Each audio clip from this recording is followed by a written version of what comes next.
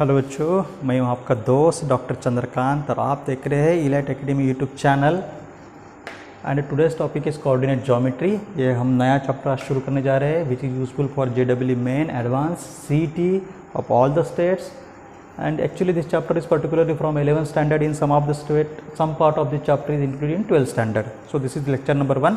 एक 8-9 लेक्चर की सीरीज़ रहेगी जिसमें पूरा चैप्टर हम कवर करेंगे। तो इसमें एक्चुअली 4 टॉपिक्स आपके JEE मेन के सिलेबस में इंक्लूड है। CET में कैसा है, CET में ये टॉपिक आपको अलग दिया हुआ है। उसके बाद ये पहला टॉपिक है इसका, ठीक है। The second topic which we are going to cover वो है स्ट्रेट लाइन। स्ट्रेट लाइन कवर करने वाला है इसके अंदर, ठीक है। फिर इसके अंदर एक टॉपिक है आपका सर्कल, ठीक है। फिर इसके अंदर एक टॉपिक है आपका कोनिक सेक्शन, ठीक है। तो कोनिक सेक्शन में हम कवर करने वाले हैं पैराबोला, ठीक है, ओके, हाइपरबोला एंड इलिप्स। इतना सारा इस पर एक ही चैप्टर में है। तो JEE मेन के सिलेबस में इतना दिया हुआ है। अब स्टेट बोर्ड के सिलेबस में क्या है, वही old wine in new bottle. भाई सबको ऐसा लगता है कि हम कुछ अलग कर रहे हैं। चैप्टर का नाम कोऑर्डिनेट ज्योमेट्री नहीं रखा है, ठीक है, बराबर। स्ट्रेट लाइन अलग चैप्टर, सर्कल अलग चैप्टर, पैराबोला अलग चैप्टर, हाइपरबोला अलग चैप्टर, इलिप्स अलग चैप्टर। अगर महाराष्ट्र स्टेट बोर्ड की इस साल की बात करें तो कोनिक सेक्शन चैप्टर नहीं है। तो CET वालों ने ये टॉपिक प्रिपेयर करने की ज़रूरत नहीं है, उन्होंने ये 3 ही टॉपिक आपको प्रिपेयर करना है, ठीक है, बराबर। अभी हम पहला टॉपिक इसका स्टार्ट करते हैं, उसके बाद स्ट्रेट लाइन और उसके बाद हम सर्कल पर फोकस करेंगे।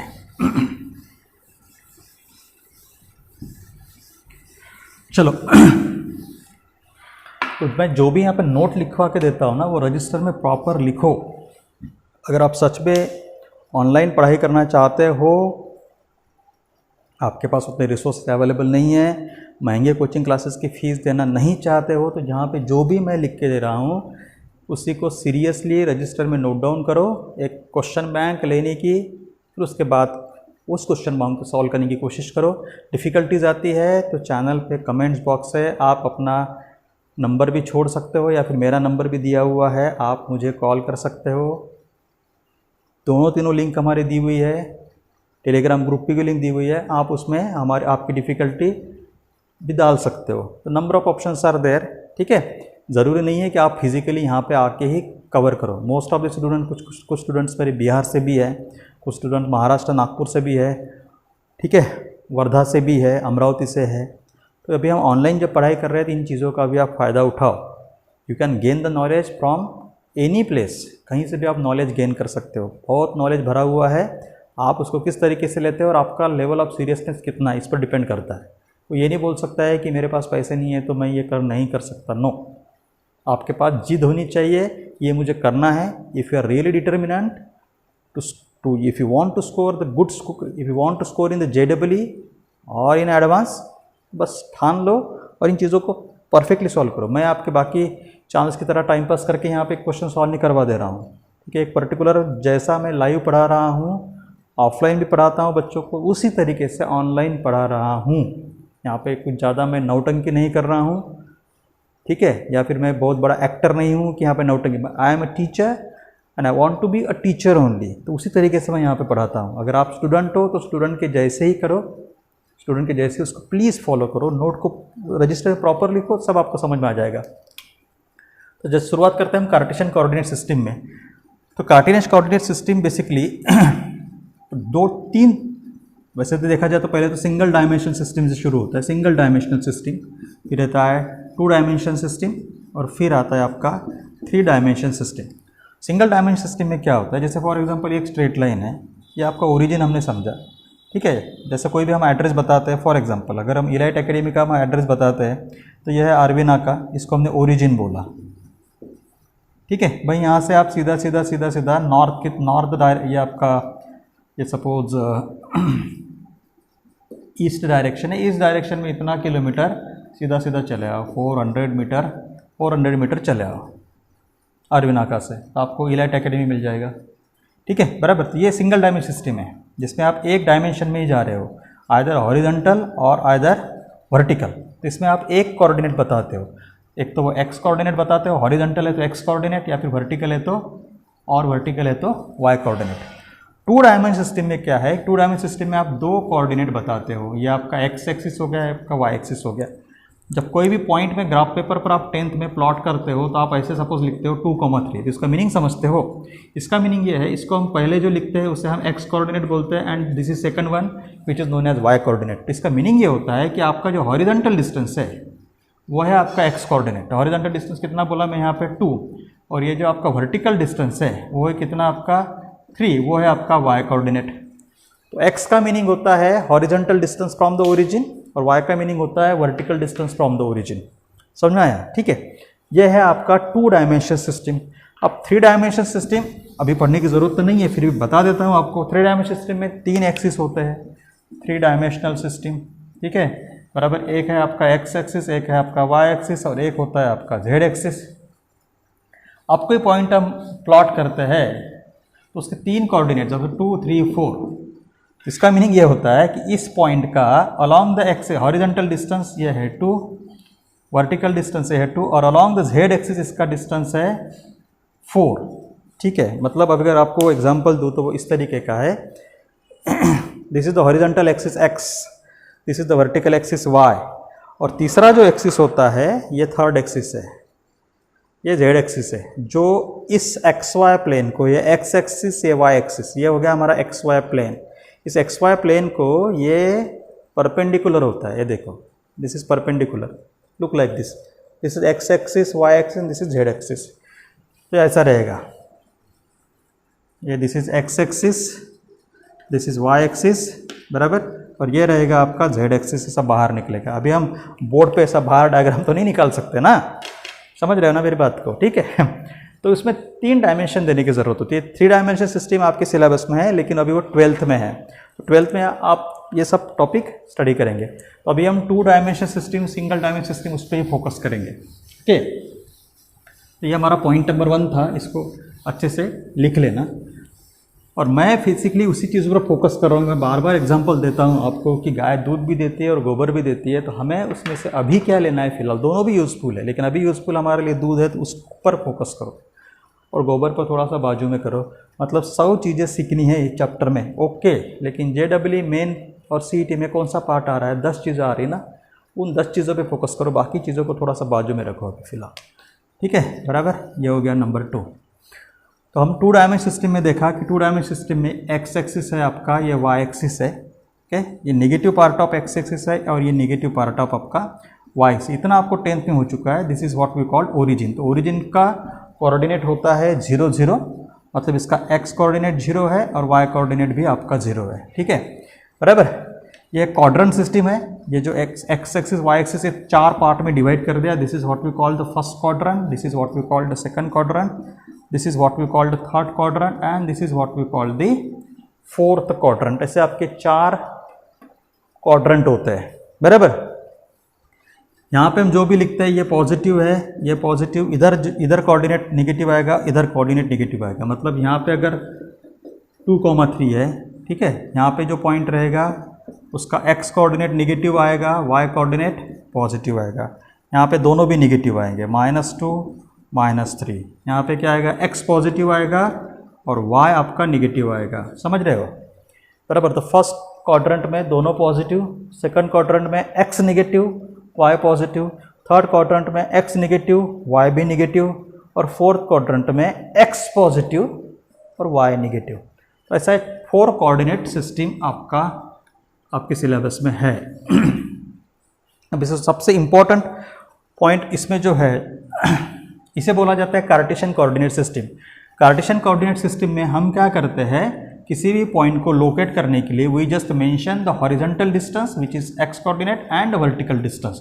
तो उस पर्टिकुलर पॉइंट का कोऑर्डिनेट x y ऐसे हम लिखते हैं। ये इसे बोला जाता है कार्टेशियन कोऑर्डिनेट सिस्टम। ठीक है, और एक सिस्टम आपके सिलेबस में है, उसे बोला जाता है पोलर कोऑर्डिनेट सिस्टम।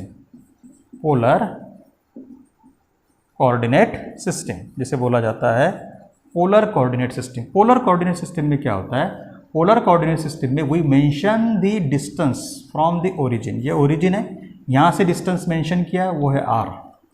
ठीक है, बाद में पॉजिटिव x एक्सिस से एंगल मेजर करना पड़ता है, दैट इज थीटा।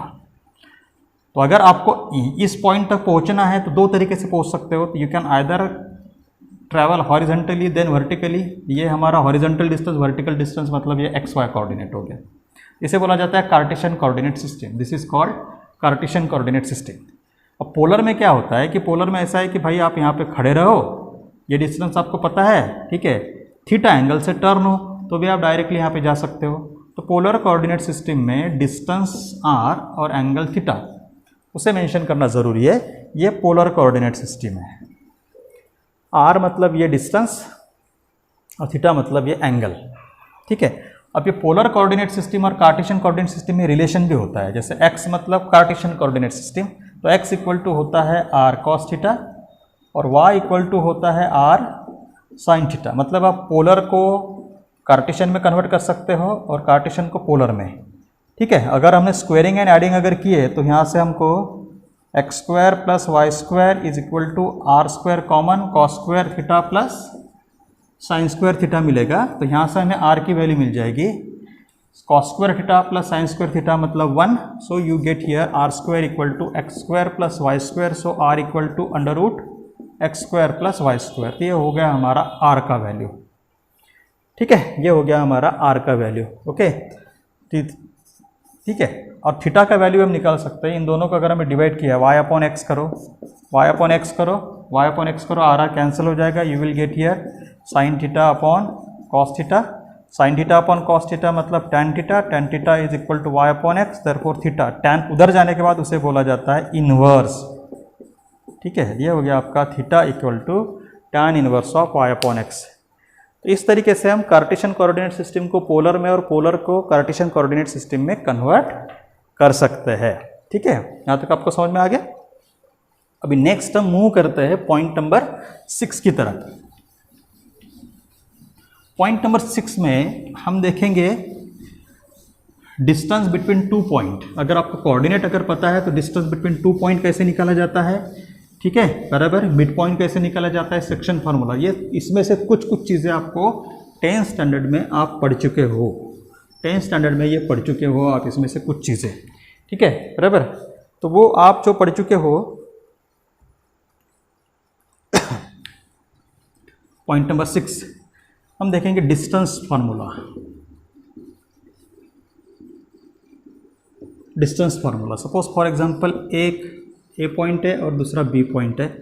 ए के कोऑर्डिनेट है सपोज x1 y1 और बी के कोऑर्डिनेट है सपोज आपके x2 y2। तो आपको डिस्टेंस ए भी फाइंड आउट करना है। तो इसको ऐसे भी लिखते हैं, कोई ऐसे भी लिखता है, ये भी डिस्टेंस का सिंबल देते हैं, जिसे मॉड बोलते हैं बेसिकली। तो कुछ नहीं है, आपको A B distance find out करना है ना।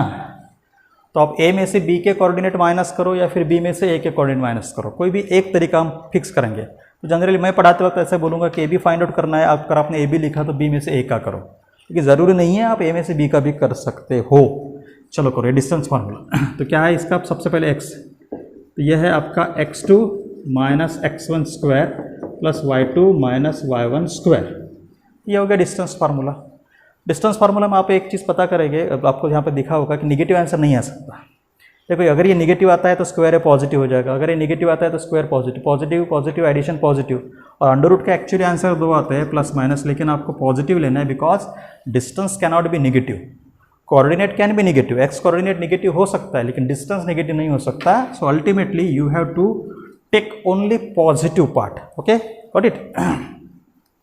आपको डिस्टेंस फार्मूला होगा। ऐसे एक एग्जांपल मैं आपको दे देता हूँ। Suppose A equal to 2,3, B is equal to suppose 4,6 and question is very simple, find A B. Don't worry, इतने सिंपल क्वेश्चन आते नहीं हैं, ठीक है। तो ये ए बी इक्वल टू क्या हो जाएगा, आपको फिर से पी में से ए निकालो। कोई भी एक ट्रेंड मत फॉलो करना, ऐसे नहीं कि पहले इसमें ए में से बी कर रहे फिर बी में से ए कर रहे। एक ट्रेंड फॉलो करो कोई भी। सपोज बी में से ए फॉलो सबट्रैक्ट कर रहा हूँ मैं, तो यह आएगा आपका 4 minus 2 square x2 minus x1 square plus y2 minus y1 square 6 minus 3 square. So this is equal to A B equal to under root 4 minus 2 2 square 6 minus 3 3 square, ठीक है। So this is equal to 2 का square 4, 3 का square 9। So this is under root 13 unit. Unit इसलिए लिखते हैं कि हमें unit पता नहीं है, प्रॉब्लम में गिवन नहीं है कि डिस्टेंस मिलीमीटर में है, सेंटीमीटर में है, किलोमीटर में, what ever it may be. So simply write down here unit. तो यह है हमारा डिस्टेंस फार्मूला। ओके, अब इस डिस्टेंस फार्मूला पर से और भी कुछ फार्मूलेज आपके सिलेबस में हैं जिनका डेरिवेशंस आपको आता है, लेकिन अभी डेरिवेशन हम इसलिए नहीं पढ़ रहे हैं कि आपको डेरिवेशन पे फोकस नहीं करना है। We are focusing on the MCQ patterns of questions, so derivation पे फोकस नहीं करना है। उसके बाद का आपका जो सबसे इम्पोर्टेंट है वो है section formula. Section formula, section formula में आपके सिलेबस से पहले internal section formula, internal division हम बोलेंगे उसको, और एक है आपका एक्सटर्नल डिवीजन।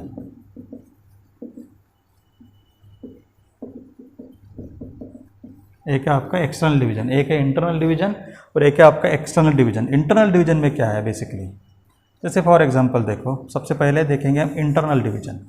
ये आपका ए पॉइंट है x1 y1 and this is suppose the B point x2 y2, दो पॉइंट है आपके, एक पॉइंट है c सपोज। अब ये क्या कर रहा है यहाँ पे, here c divide A B internally, ये आपको 10th में हो चुका है। जो सी पॉइंट है ना, जिसका कोऑर्डिनेट हमें पता नहीं, ये नोन है, this is also known and this is unknown, this you have to find out. Suppose ये एक्स वाई है, ठीक है, let C is equal to x comma y. तो जो सी पॉइंट है, ये सी पॉइंट क्या कर रहा है, C divide A B internally in the ratio suppose m is to n. मतलब अगर मैं length of A C upon length of C B करूँ तो मेरा आंसर यम अपॉन यन आता है। ठीक है, तो ये यम हो गया, यन हो गया। यहाँ पे मैंने यम लिखा, इसका मतलब ये नहीं समझना कि ए सी का लेंथ यम है, नहीं, या फिर सी बी का लेंथ यन है, ऐसे नहीं है। इन दोनों का लेंथ का रेशियो यम अपॉन यन आ सकता है। ठीक है, तो ये क्या होगा, very simple internal division formula आप पढ़ चुके हो 10th में, एक टाइप का रिवीजन हो जाएगा आपको। x इक्वल टू, कुछ नहीं करना है, यम को इधर मल्टीप्लाई करो और यन को इधर मल्टीप्लाई करो। क्या मिलेगा आपको, यू गेट, इसको इधर मल्टीप्लाई करना, आपको x कोऑर्डिनेट फाइंड आउट करना है तो सिर्फ x कोऑर्डिनेट पर फोकस करो। ये होगा आपका mx2 प्लस nx1 अपॉन यम प्लस एन। y कोऑर्डिनेट पर फोकस करना है तो my2 प्लस ny1 अपॉन यम प्लस एन। तो इससे आपका ये जो c पॉइंट है इसका x कोऑर्डिनेट मिल जाएगा और इस c पॉइंट का आपको y कोऑर्डिनेट मिल जाएगा। गॉट इट, समझ गए। अभी हम नेक्स्ट देखेंगे एक्सटर्नल डिवीजन। एक्सटर्नल डिवीजन में क्या होता है, एक्सटर्नल डिवीजन में ये सी पॉइंट जो है वो बाहर होगा लाइन सेगमेंट के। जैसे यहाँ पे सी पॉइंट ए और बीच में है, अब ये सी, इसको मैं एक्सटेंड करता हूँ, सपोज सी पॉइंट यहाँ पर, अभी आपको दिख रहा होगा कि सी पॉइंट ए बी के बाहर है, तो एक्सटर्नली यहाँ पे हम ऐसे बोल सकते हैं कि C divides A B externally in the ratio m is to n. मतलब इसका मतलब वही हुआ कि ए सी अपॉन सी बी करने के बाद आपको क्या मिलेगा, m by n. A C upon C B, ये जो ए सी है ये रहेगा यम और ये जो बी सी है ये रहेगा यन। ठीक है, तो अभी हमें सी के कोऑर्डिनेट क्या होंगे, ए वही रहेगा आपका x1 y1 और बी वही रहेगा आपका x2 y2। सी क्या रहेगा, सी क्या रहेगा, ठीक है, सी क्या रहेगा आपका, तो ये मिलेगा आपको x इक्वल टू कुछ नहीं, बस ये प्लस के जगह पे माइनस आता है। ठीक है, हम फिर से फार्मूला आपको याद करना पड़ेगा, तो फार्मूला याद मत करो, एक सिंपल टेक्निक बोल रहा हूँ मैं, जैसे वहाँ पे हमने यूज़ किए थे टेक्निक, यम को इधर मल्टीप्लाई, यन को इधर मल्टीप्लाई।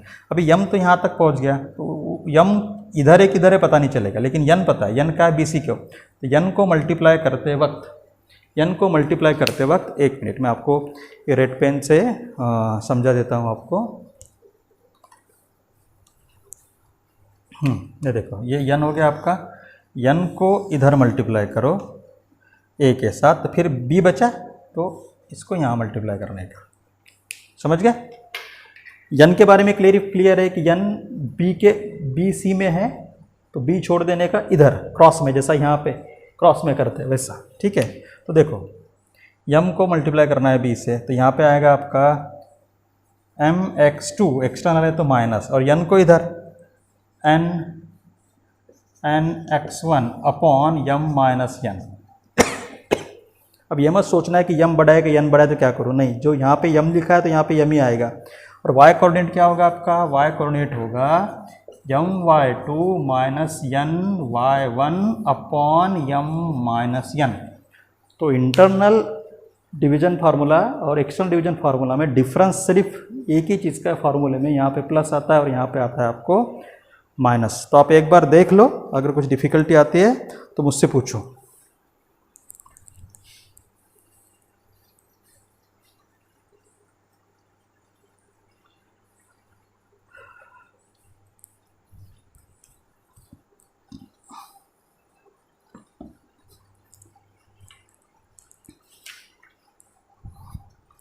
ठीक है, एक लास्ट पॉइंट इसका एक कवर करता हूँ। एक काम करते हैं, नेक्स्ट लेक्चर में इसको कवर करेंगे। लेक्चर नंबर 2 में मिड पॉइंट फार्मूला है, मिड पॉइंट फिर सेंट्रोइड ऑफ ए ट्रायंगल है, एरिया ऑफ ए ट्रायंगल है, एरिया ऑफ ए क्वाड्रिलेटरल है, पैरेललोग्राम है, वो सब हम सेकंड लेक्चर में कवर करेंगे और उसके बाद फिर इसके न्यूमेरिकल्स हम शुरू करेंगे। तो बच्चों, वीडियो कैसा लगा प्लीज़ लाइक करो, शेयर करो, ओके, और सब्सक्राइब करना मत भूलो। अभी भी अगर आपने सब्सक्राइब नहीं किया होगा तो प्लीज़ सब्सक्राइब करो। तब तक के लिए जय हिंद।